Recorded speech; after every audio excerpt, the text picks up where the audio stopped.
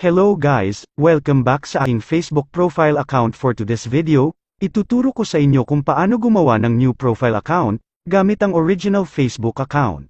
Una guys, punta lang tayo sa Facebook app at mag-login. Pindutin ang 3 lines sa itaas. Pindutin ang name natin.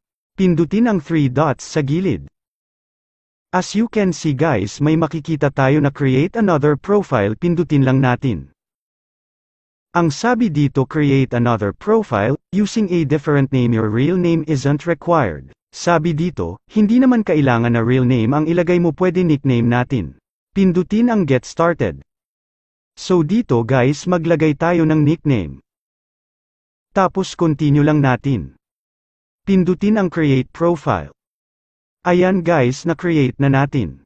Syempre maglalagay tayo ng profile picture at cover photo.